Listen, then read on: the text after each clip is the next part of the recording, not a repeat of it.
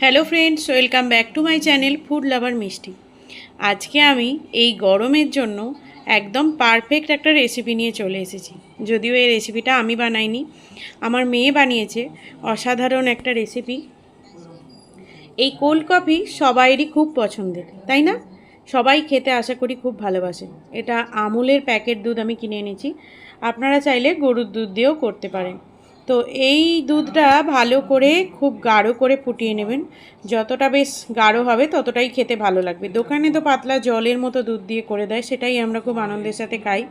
কিন্তু যখন সেটা বাড়িতে বানাবো তখন সেটা বেশ একটু ভালো এবং বেশ একটু ঘন দুধ দিয়ে করলে সেটা খেতে আরও টেস্টি হয়।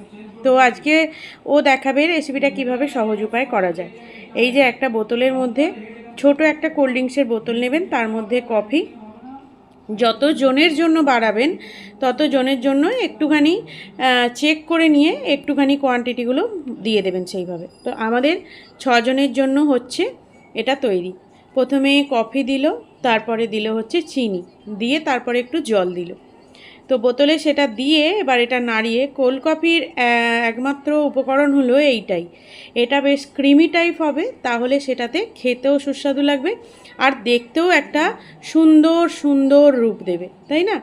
তো চলুন, ও তো এইভাবে তৈরি করলো, আমি এটা বিটার মেশিন দিয়ে করে দেখি কতটা ঠিক ভালো হয়। দেখুন, একটা বাটি নিয়ে নিয়েছি, নিয়ে এতে বিটার মেশিনটা এই যে ঘুরিয়ে, এইটাই হলো দোকানে যারা কোল্ড কফি তৈরি করে তাদের এই রকমভাবে তৈরি করে তারা।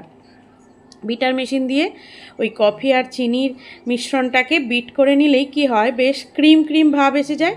তাতে কি হয়, কোল্ড কফিটা খেতেও খুব ভালো লাগে আর দেখতেও অনেকটা সুন্দর লাগে।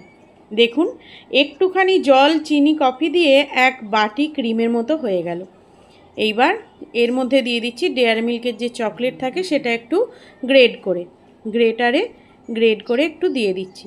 আর এর সাথে যদি আপনারা পারেন চোকো চিপস, যেটা ছোট্ট ছোট্ট চকলেটের দানা হয়, সেটাও দিতে পারেন, সেটাও বেশ ভালো লাগবে খেতে। তো আমার ওই চকো চিপস ছিল না, আমি বেশি কিছু না দিয়ে অল্প উপকরণ দিয়ে ঘরে থাকা জিনিস দিয়েই যদি তৈরি করে ফেলতে পারি দোকানের মতো কোল্ড কফি, তাহলে বাড়তি জিনিসের কোনো প্রয়োজন আছে বলে আমার মনে হয় না। যে বাড়তি চকলেটটা ছিল ওটাকেই একটু গরম করে মেল্ট করে নিয়ে ওটাই এর ওপর গার্নিশিং হবে আর কি। তো দেখুন, কাঁচের গ্লাস নিয়ে নিয়েছে ও, দিয়ে যেমন ওই যে চকলেট সিরাপ দিয়ে যে গার্নিশিং করে কাঁচের গ্লাসে ঘুরিয়ে ঘুরিয়ে, সেই রকমই ও আর কি ডেয়ারি মিল্কের চকলেটটা গলিয়ে সেই রকমই ও তৈরি করলো আর কি। এটা আপনারা চাইলে বাজার থেকে হার্সিজের যে চকলেট সিরাপ পাওয়া যায়, সেই হার্সিজের চকলেট সিরাপ দিয়েও আপনারা করতে পারেন, কোনো অসুবিধা নেই। যেমন খরচা করবেন তেমনই জিনিস ভালো হবে যতটা। তো আজকে আমি বানাবো কোল্ড কফি উইথ আইসক্রিম। এটা খেতে দারুণ হয়। আমি একবার KFCতে খেয়েছিলাম, সেই থেকে ইচ্ছা ছিল যে বাড়িতে বানিয়েও একবার খাবো। তো এইভাবে দুটো গ্লাসে আমি এই যে কোটেড করে নিয়েছি। নেওয়ার পরে এরপরে আমি এটা ফ্রিজে ঢুকিয়ে দিয়েছিলাম। ফ্রিজে ঢুকিয়ে দিয়ে চকলেটটা জমে গেছিলো। তারপরে এবার কোল্ড কফিটা তৈরি করছি। দিয়ে দিলাম আইসক্রিম, তারপরে দিচ্ছি দুধ, যে দুধটা ফুটিয়ে ফ্রিজে ঠান্ডা করা ছিল।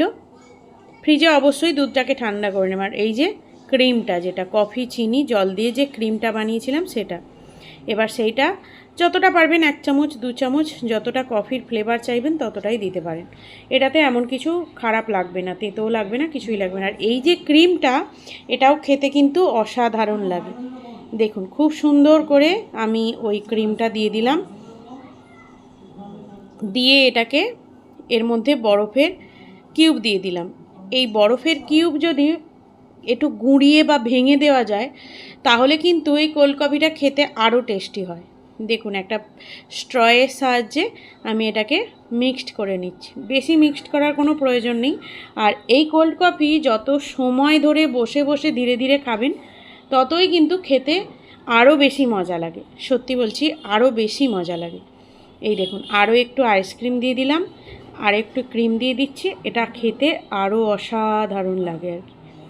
এর ওপর একটু যদি ওই যে হার্সিজের সিরাপ বা এই চকলেটের মেল্ট যদি থাকে এর ওপর দিয়ে দিলে আরও বেশি ভালো লাগে। চলুন, তৈরি হয়ে গেল আমার কোল্ড কফি। কেমন লাগলো অবশ্যই রেসিপিটা জানাবেন, বাড়িতে ট্রাই করে অবশ্যই কমেন্ট করে জানাবেন। দেখা হচ্ছে নতুন রেসিপি ভিডিও নিয়ে। ততক্ষণে ভালো থাকুন আর আমার ভিডিও দেখতে থাকুন।